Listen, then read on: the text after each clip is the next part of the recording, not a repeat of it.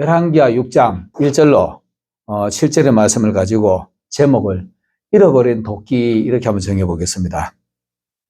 우리가 말씀을 잘 아는 대로 여기에 보면 엘리사의 생도 아마 그 당시의 신학교, 아마 최초의 신학교 같은 그런 상태인 것 같은데, 이 엘리사의 신학생들이 이 학생들이 자꾸 붕이 되니까 아마 기숙사가 모자라는지 조금 더 기숙사 확장을 하자 이렇게 말합니다. 확장을 하는데, 우리가 교회가 붕이 되면은 교회에 증축을 하거나 개축을 하거나 이렇게 하죠. 그렇게 하는데 그 당시에는 나무를 가지고 하니까 그 생도 가지고 요단강가에 가지고 나무를 베가지고 증축을 합시다 이러니까 그렇게 하라 이렇게 말했습니다. 그러니까 또 생도 하나가 선생님도 우리하고 같이 가야 됩니다. 꼭 같이 가야 돼. 왜 그래 하면 큰 지도자가 옆에 있어야만 마음이 든든할 거니까. 여러분, 우리 항상 여러분 옆에는 예수님이 계셔야만이 우리가 마음이 든든해집니다. 여러분 아마 잘 아시겠지만 우리가 신앙생활을 하다가 은혜가 떨어지거나 내 안에 예수님의 은혜가 적어지면 마음이 불안하거나 불편해지고 또 평소의 감정이 아닌 약간의 오버된 감정도 나고 이렇게 될 수가 있습니다. 그러니까 엘리사가 있다. 그래, 나도 너와 함께 갈 것이다. 이러고 제각각 갑니다. 가는데 거기에서 이제 그 도구가 도끼잖아요. 그 당시는 나무를 자르고 집을 짓는 건축 도구의 큰 도구가 도끼입니다. 이 도끼가 나무를 베는 건데, 오늘날 우리도 하나님의 사람들로서 우리에게 적용을 해본다면은 우리가 하나님의 말씀을 날선 도끼처럼 사람들에게 비수처럼 하나님의 말씀은 살았고 능력이 있어서 뼈와 골수와 혼을 쪼개기까지 날카로워야 됩니다. 날카로워야만이 나무를 자를 수가 있죠. 나무를 자르는 정도가 아니라 첫째는 우리가 도끼가 날이 서야 되고 도끼가 잘 드나 안 드나 이거 잘 가지고 확인을 하고 날을 세워야 됩니다. 날을 세워가지고 나무를 자르잖아요. 요단강가에 백향목이 엄청나게 쭉쭉 서 있는데 그 백향목을 밑둥을 딱 자릅니다. 잘라가지고 넘어뜨리면은 자르는 상태 그대로 쓰는 것이 아니라 가지를 자르고 껍질을 벗기고 말려야 되죠.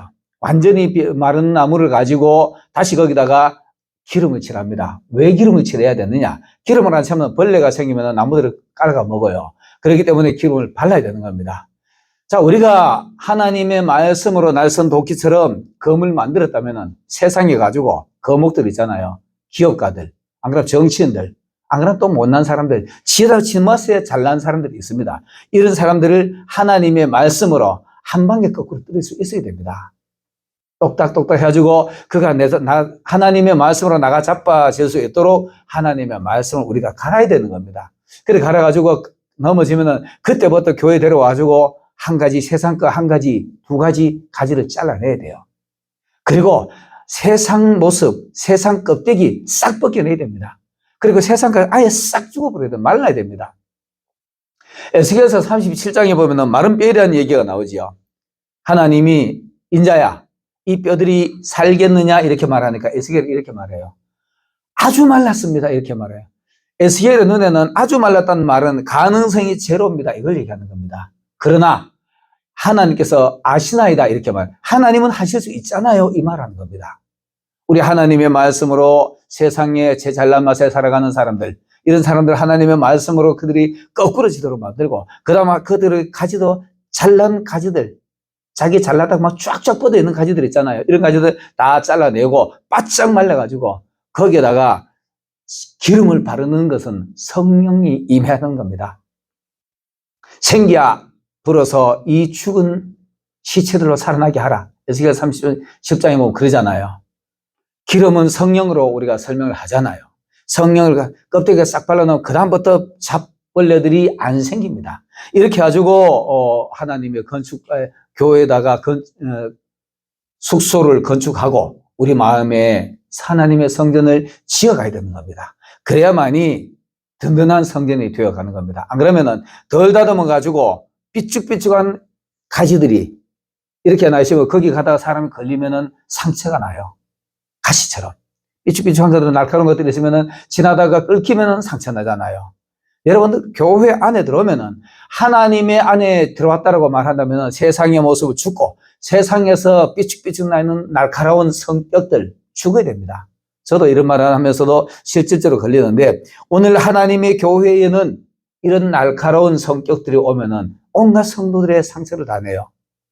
이래 다니면서 날카로운 거 삐죽삐죽 가지고 막 삐뚤끔 돌아다니면서 이 사람 찌르고 이 사람 찌르고 저 사람 찌르고 말이 아주 날카로운 비수입니다. 말보다 더 날카로운 비수가 없을 거예요. 이래가지고 사람들을 막 영혼들을 죽이기 시작합니다. 이렇게 하면은 세상이, 교회가 상막스러워지죠. 그래서 다듬어야 되는 겁니다. 나무가 부러져야 되는 겁니다. 자, 이렇게 해야 되는데 이 선지자 생도가 가면서 자기 도끼가 없이 남의 도끼를 빌려왔다라고 말하죠. 남의 도끼를 빌려왔는데 그 도끼가 최소한도 남의 도끼를 빌려왔더라도요. 도끼와 자루가 잘 결착이 됐는가, 잘 밀착이 돼가지고 빠지나 안 빠지나 이거 봐야 되고요. 그 다음에는 날이 서 있나 안 서 있나, 남의 거 빌려오더라도 날은 세워야죠. 이거를 우리에게 적용해 본다면 주위에 종들이 남의 설교를 가져와서 설교할 사람이 있어요. 이거 나쁜 거라고 말할 필요는 없습니다. 그이가 충분하게 은혜를 받고 남들인데 전한다면 나를 세웠을 거예요. 갈았을 거예요. 그런데 남의 설교를 가져와서 읽고 하는 사람이 실제로 있습니다. 제가 실제로 예를 하나 들어드릴게요. 옛날에 어떤, 내가 지금 한 20년, 30년 정도 30년도 넘었을라나? 그 당시에 어떤 전도사님이 김창인 목사님 설교집을 빌려와가지고 막 쭉쭉 읽어가다가 내가 일사후퇴 때 남아 피라는 오다가 이거를 그대로 읽어버리더라니까. 읽다가 깜짝 놀래가지고 주춤하더만 그대로 읽어가더라고요. 그래, 자기 거를 만들려고 그러면은 자기 거를 만들어야지. 자기 거를 만들어가지고 해야 되는데 그분의 설교를 가져가지고 설교 내용은 보기 좋더라고요. 그가 설교 잘 하시니까. 그대로 쭉 읽어가 버리더라고. 그러고는 다 모른 척 하니까 자기도 모른 척 하고 그냥 슬그머니 넘어가는 거예요. 여러분, 도끼 날 세우지 않으면은요, 사람들의 영혼 나무 못 자랍니다. 못 자르듯이 하나님의 말씀이 살아있도록 여러분 충분한 은혜 받고 남들에게 비수처럼 팍팍 들어가도록 이렇게 나를 갈아야 됩니다. 이거를 안 갈아가 가지고 선지자가 아마 남의 도끼를 빌려가지고 결착이 잘 됐는지 이 날이 섰는지도 모르고 밑둥을 몇 방 때렸을 거예요. 몇 방 때리다 쑥 빠져가지고 뒤에 강물에 빠져버렸습니다. 강물에 빠져버리니까 오늘 보면 이렇게 말합니다. 여기 이 선지 생도는 자기가 그 나무를, 도끼가 물에 빠진 걸 알아요. 여기 5절에 보면은 한 사람이 나무를 베다가 빠져가지고 물에 빠져버렸는데 빠지자마자 선생님, 나 이거 도끼 빌려온 건데 도끼 날 빠져버렸습니다. 그러니까 선지자가 엘리사가 했다가 어디에 빠뜨렸느냐? 여기요. 그러니까 나무 가지를 베가지고 던져놓으니까 도끼가 떠올랐더라 이렇게 말하잖아요. 이거 어떻게 보면 우리 옛날에 우화비스라는 이런 얘기를 한데 이 실제입니다. 이 사람이 빠져가지고 그 자리가 빠지자마자 바로 그걸 갖다 숨기려고 하지 않고요. 또 딴 짓 하지 않고 바로 선생님이 내 도끼 빠져버렸습니다. 그리고 내가 빌려왔어요. 이렇게 합니다. 우리가 설교를 하고 신앙생활을 하다가 보면은 목회자들도 마찬가지지만 설교를 하다 보면 어느 때인가 은혜가 떨어지고 설교가 안 될 때가 있어요. 그럼 남의 거 빌려와 할 경우도 있고 이러는데요. 은혜가 떨어지면은 하나님 앞에 엎드리면 돼요. 예수님 앞에 엎드려가지고 내가 은혜가 떨어졌어요. 예수님, 내가 은혜가 떨어져요. 어디에 빠졌느냐? 여러분, 우리가 은혜 이럴 때 보면은 어딘가 모르게 내 실수가 있어요. 내가 잘못한 게 있습니다. 있기 때문에 은혜가 잃는 겁니다. 그러니까 내가요, 지난번에 어제 어떤 사람하고 들이부터 싸웠는데 그때부터 내가 지금 죽겠으면 이러면 돼요. 그런데 이 사람은 그렇게 했잖아요. 이 선지자는 그렇게 했는데 요즘 목회자들 어떤지 압니까? 안 그런 척해요. 갑돌이와 갑순이도 아니고 안 그런 척 하는 거예요. 안 그런 척 하다 보니까 은혜가 안 되는 겁니다. 그 남의 거 별로 아주 하다 보니 횡설수설하고 이게 무슨 형국인지 압니까? 도끼 자루 날은 빠져나가 보는데 숨기고 난 뒤에 남들 앞에 안 들키려고 빈 막대기 가지고 나무 밑둥실을 갖다 두드리는 겁니다. 두드리면 그게 잘라집니까?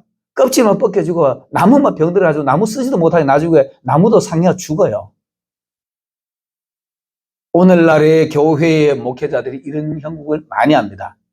은혜도 없으면서 은혜 있는 척 이렇게 하다 보니까 성도들은 영혼들은 자꾸 죽어가잖아요. 그래가지고 그 말씀을 성도들 하니까 자기는 그래도 남의 거 보니까 괜찮을 것 같이 했는데 성도들은 이해가 안 되니까 거기서 멍들어가는 겁니다. 성도들의 심령이 멍들어가다 보면 성도들이 자꾸 죽어가는 거예요. 영혼들이 죽어가는 겁니다.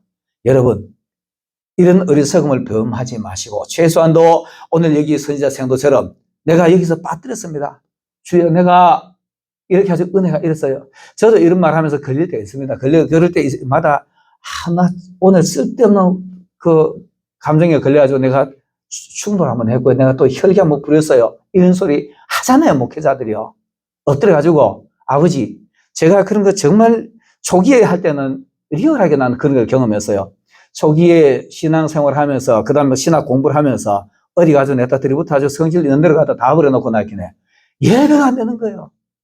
그 죽을 지경을 가지고 내가 죽겠습니다. 어제 내가 그 친구하고 충돌해가지고 지금 이러고 내 마음이 너무나 컬컬합니다. 죽겠습니다. 죽겠습니다. 이러기에 어느 땐가 마음이 시원해지기 시작하면서 다시 은혜가 임하더라고 말입니다.